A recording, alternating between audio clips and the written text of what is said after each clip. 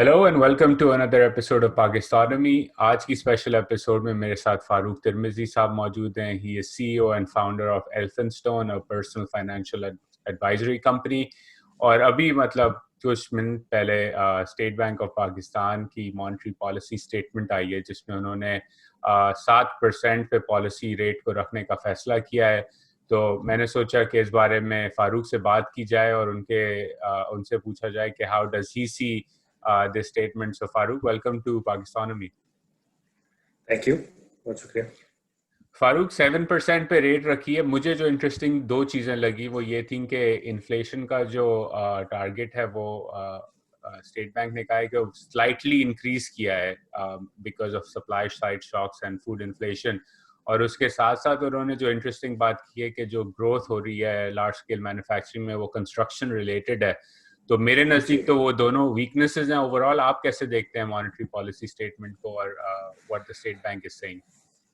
देखें, एक तो ओवरऑल अगर हम देखें तो 7% पर रेट को बरकरार रखना ये तो एक्सपेक्टेड बात थी, क्योंकि बहुत सारे जो इकोनॉमिस्ट जिन्होंने मॉनेटरी पॉलिसी को पहले भी देखा है वो ये समझ रहे थे कि वो महंगाई की शरह को देख रहे थे, और फिर उसके हिसाब से अगर आप देखें तो शरह सूद को 7% पे रखना मुनासिब ही समझा जा रहा था। और 7% से ज़्यादा नीचे जाना वैसे स्टेट बैंक के लिए हालांकि हाल में गए हैं, लेकिन ये कि कोई इतना ज़्यादा इससे नीचे जाने की गुंजाइश वैसे थी भी नहीं।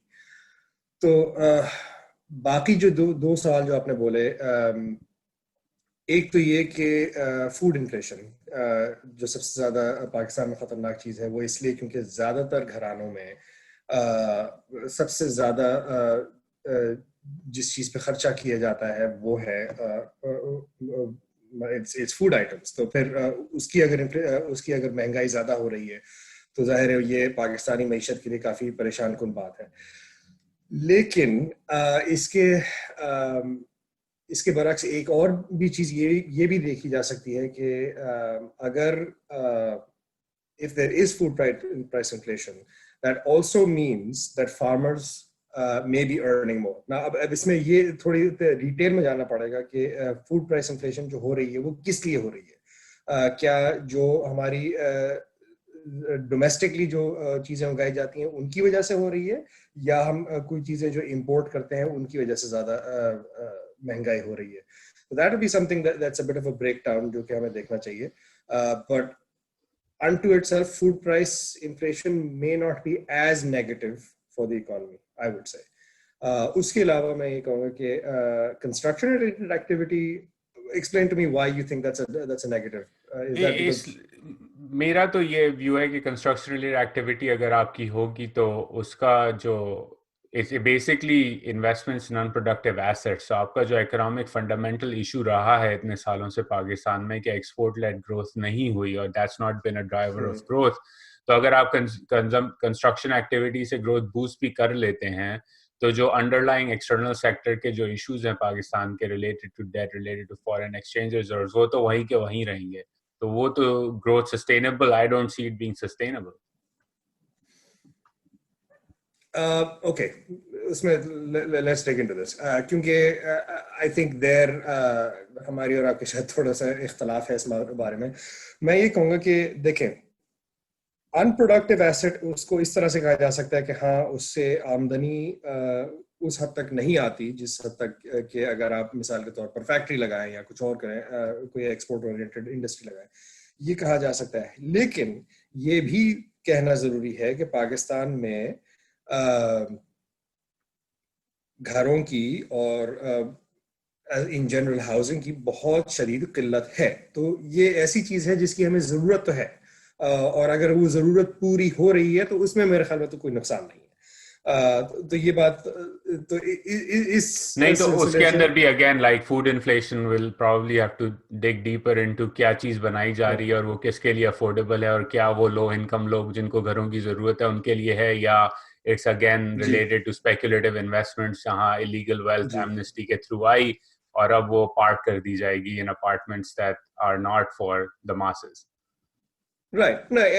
لک I think that's a fair point, لیکن میں یہ کہوں گا کہ پاکستان میں جو ہاؤسنگ کی قلت ہے وہ اتنی ہے کہ اٹس اکراس دا بورڈ. تو کہیں پہ بھی اگر بنایا جا رہا ہے تو it will almost invariably be filling a need. تو یہ کم از کم میرا نظریہ ہے کہ ہاؤسنگ کی پاکستان میں کافی شدید ضرورت ہے, تو اگر بنا رہے ہیں تو بنانے دو.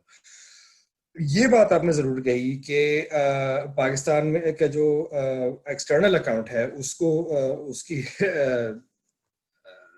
It's in very bad shape, اور اس کے لیے ہمیں بہت ضرورت ہے کہ اپنے ہمارے ایکسپورٹ بڑھائے جائیں. لیکن ویسے میں ایک اور بات بھی کہوں گا کہ پاکستان کے ایکسٹرنل اکاؤنٹس کے جو مسئلے رہتے ہیں وہ ایک اور طریقے سے بھی حل کیے جا سکتے ہیں. وہ یہ کہ جی آپ روپے کو چھوڑ دیں, اس کو اس کے حال پہ چھوڑ دیں, کہ اگر روپے کی قیمت ڈالر کے بنسبت گر رہی ہے تو گرنے دیں, کوئی بات نہیں. وہ تو اگر اسٹیٹ بینک کہہ رہی ہے کہ ہم نے کیا ہے اور سکسیس ہے اس کا, اور it's been played the role of a shock absorber. تو آپ کہہ رہے ہیں وہ تو زیادہ مارکیٹ ڈٹرمنٹ سے زیادہ فری فلوٹنگ پہ جانا چاہیے. نہیں, میں یہ کہہ رہا ہوں کہ اگر ابھی تو مارکیٹ ڈٹرمنٹ کر دیا نا, لیکن ابھی پھر اس کے بعد کسی کو جوش چڑھے گا کہ نہیں یار اس کا ایکسچینج ریٹ گر رہا ہے, اس کو ہمیں جو ہے بڑھا کے رکھنا چاہیے, اور جس حد تک ہم اس کو بڑھا سکتے ہیں بڑھا دیں. جس طرح سے ڈار صاحب اور شیخ رشید صاحب کی بیسکلی ٹی وی پہ ایک شرط لگ گئی تھی کہ بھائی تم یہ روپیہ 100 روپے سے نیچے جائے گا, اور ڈار صاحب نے کہا میں شرط لگاتا ہوں نہیں جائے گا, تو اس کی وجہ سے پوری پاکستان کی معیشت ڈبا دی ایک شرط کی وجہ سے. تو یہ اس قسم کی اگر حرکتیں ہم نہ کریں, ٹھیک ہے, جس طرح سے مشرف صاحب نے 60 پہ روک کے رکھا ہوا تھا, اس سے پہلے اور وزراء اعظم نے اور صدروں نے ہمارے جو ہے وہ روپے کو روک کے رکھنے کی کوشش کی ہے. تو اگر یہ حرکتیں ہم نہ کریں اور اگر مان لیں کہ ٹھیک ہے یار ہماری معیشت میں امپورٹ زیادہ ہوتے ہیں ایکسپورٹ کم ہوتا ہے, کوئی بات نہیں, یہ کوئی بری تو اس بات کا نہیں ہے. ایک سوال میں آپ سے پوچھتا, I agree with you but let me play devil's advocate on this, because جی کافی لوگ پھر یہ کہتے ہیں کہ اسٹیٹ بینک بھی کہہ رہا ہے کہ جو آپ نے پہلا فوڈ انفلیشن کا پوائنٹ اٹھایا, that this is due to supply side shocks and cost push inflation. Cost ٹھیک ہمارا ہے انرجی ہے, فرٹیلائزر ہے, ٹھیک ہے ایٹسٹرا, جس کے لنکس انرجی پرائسز سے ہیں. تو اگر ہاں آپ روپے کو چھوڑ دیتے ہیں تو وہ کاسٹ پش انفلیشن تو اور زیادہ بڑھ جائے گی. تو لوگ کہتے ہیں, I disagree with them but I am ٹھیک کیوریس ہے. ٹو ہیئر یور اچھا پرسپیکٹو آن دس, کہ ایک کاسٹ اسپائرل میں چلی جائے گی معیشت. اچھا دیکھیں, ایک تو یہ کہ ہم ذرا اس کو تاریخی نقطہ نظر سے اگر آپ دیکھیں, پاکستان میں میرے پاس جو ہے جو ڈیٹا ہے وہ صرف 1958 سے ہے, لیکن 1958 سے آج تک ایوریج انفلیشن رہی ہے تقریباً 7.6%. ٹھیک ہے, ہر سالانہ شرح مہنگائی 7.6% رہی ہے. لیکن اس میں بہت زیادہ ویریشن ہے. تو مطلب کچھ سال ایسا ہوتا ہے کہ مطلب 2% تک بھی گئی ہے, کچھ سال تو نیگیٹو بھی گئی ہے, اور پھر کچھ سال جو ہے وہ مطلب 20-25% تک بھی گئی.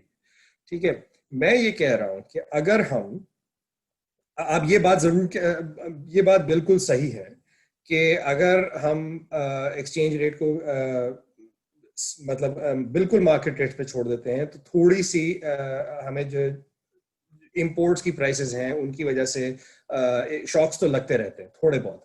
لیکن میں یہ کہہ رہا ہوں کہ وہ شاکس جو ہے نا وہ بہت چھوٹے ہیں پوری معیشت کے لیے بنسبت ان شاکس کے جو کہ ہم اس ڈالر کی قیمت کو روک کے رکھنے کے لیے جو ہمارے ہاں پھر وہ ہر سال نہیں ہوتا شاک, لیکن وہ ہر 5 سال ہو جاتا ہے یا ہر 3 سال ہو جاتا ہے, اور اس کی وجہ سے پھر یہ ہوتا ہے کہ شرح مہنگائی جو ہے وہ جس طرح سے یہ نواز صاحب کی حکومت کے آخر میں دیکھ لیں, شرح مہنگائی تھا پہلے 4%, 5%, اس طرح سے چلتا رہا زیادہ تر, اور پھر ایک دم سے 13% ہو گیا. ٹھیک ہے, یہ جو شوق آتا ہے نا یہ بہت زیادہ خطرناک ہے بنسبت یہ کہ یار انٹرنیشنل پرائس جو ہے وہ آئل کی تھوڑی سی زیادہ ہو گئی تو ہماری دال کی قیمت میں جو ہے مثال کے طور پر اگر 5% کی جو ہے وہ بڑھ گئی یا 10% بھی بڑھ گئی, یہ شوق اتنا بڑا نہیں ہے بنسبت یہ کہ پوری معیشت ہی کو اتنا بڑا جھٹکا لگے.